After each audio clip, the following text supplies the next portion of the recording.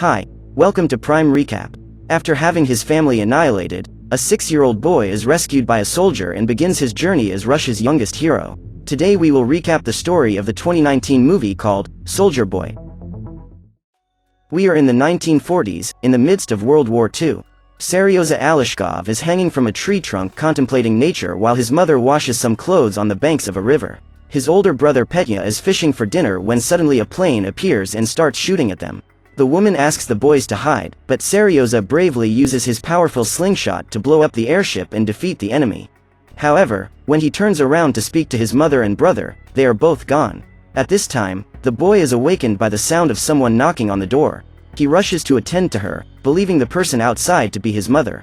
However, he is surprised by the arrival of his aunt Anastasia. The woman is scared and asks the boy to pack his things to leave. Anastasia informs him that the boy's mother and brother were killed, and if the soldiers found out that Sergei was his sister's son, they would kill him too. Her plan was to take the boy and say he's her son, but before they can escape, German soldiers invade the house. The woman helps Sergei escape through the window, but ends up being shot. The boy runs into the forest in terror and tries to find a place to hide. Deep down, he still believed his mother would find him, but the young man could barely imagine the challenges he would face from now on. A few hours have passed and Sergei has to find a way to survive on his own. While drinking water on the banks of a river, the boy is surprised by the arrival of some soldiers. Traumatized by what had happened, he soon looks for a place to hide. For a few minutes, Sergei sneaks between the roots of a large tree, but something unexpected happens. A snake appears beside him.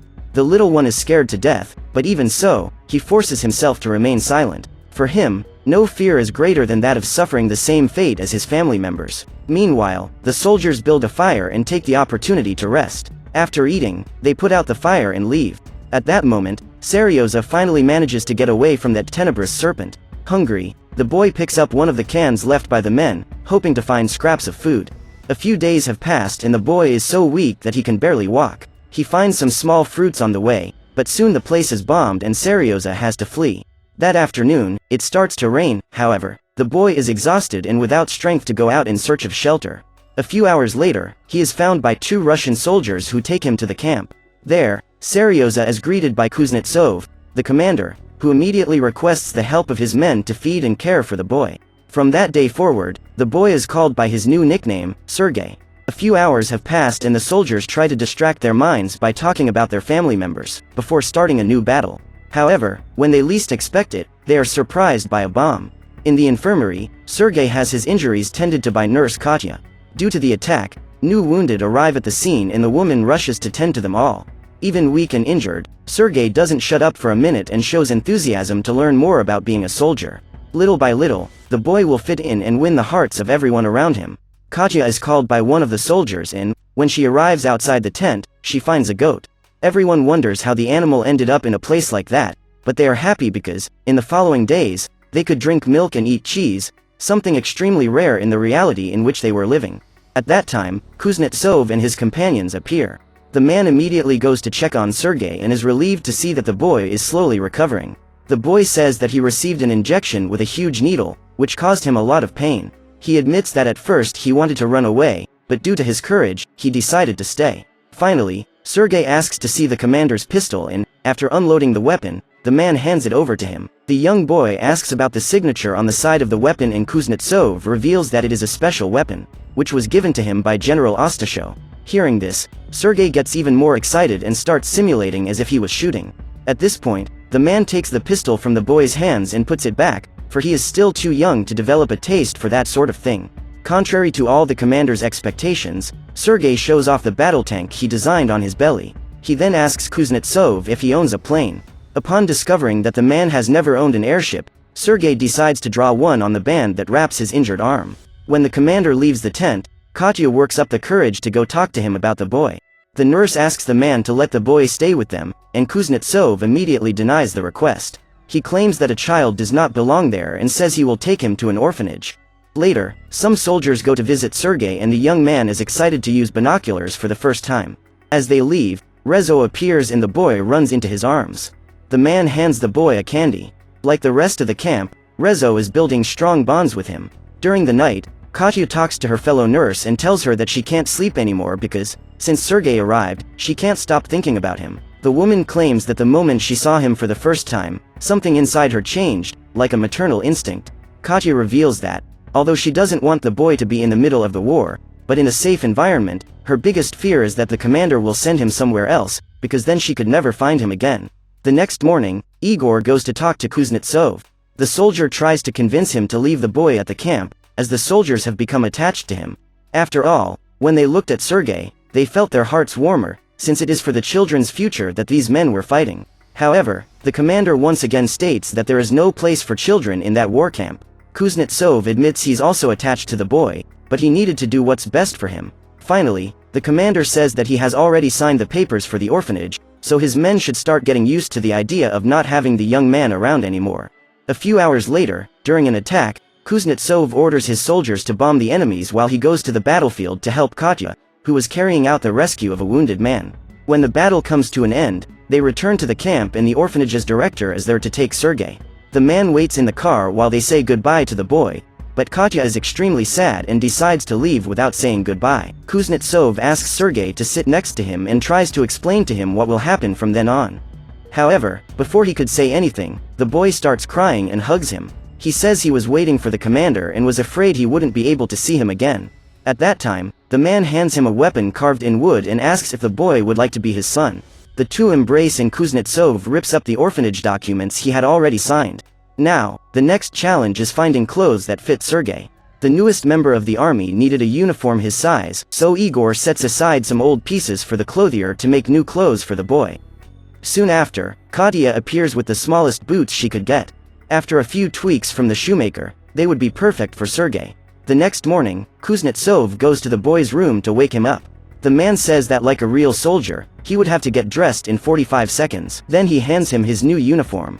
The boy is extremely happy and runs to get ready, but first asks why he has a sticker stuck to the face of Kuznetsov, his new father, and the man claims that, due to an oversight, he cut himself while shaving. To count the 45 seconds, the commander lights a match and says that Sergei must be ready before the wood burns completely. A few matchsticks later, they exit the tent and Sergei is excited to show off his new uniform to his teammates. At that time, a surprise attack happens and the commander runs to protect his son. He orders one of his men to take the child to the shelter while everyone takes cover in the trenches.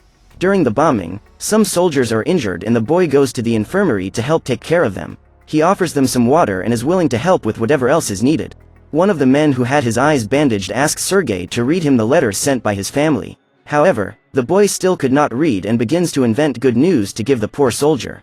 Bombs kept falling outside, so to calm his comrades, Sergei offers to sing for them. Everyone gets emotional. After all, that was a moment of great tension and, even so, a child was able to give relief and even hope in the hearts of those sick men. After those dark hours, Sergei takes a nap on Katya's lap. His father, the commander, arrives soon after and sits next to the woman. Kuznetsov claims he needs to tell her something, but Sergei wakes up and messes up the whole scheme. As the camp is being rebuilt, two soldiers spot Sergei shaving and decide to make fun of him, asking if the boy was getting ready for a date. However, the boy claims to be a soldier and, according to him, soldiers do not go on dates. He later introduces himself to the commander to find out what his task for the day will be. Kuznetsov questions why there was a bandage on the boy's face, and Sergei claims that, as a result of an oversight, he cut himself while shaving. After hearing this, he asks his son to go get the letters from the truck that was about to arrive and distribute them to the soldiers. The men start dancing with happiness when they receive the letters from their relatives, and this makes the boy start to like his work even more. At the end of the task, Sergei decides to use his camouflage suit to sneak around the camp. As he peers through his binoculars, the boy spots a pair of boots trying to fit in a hiding place.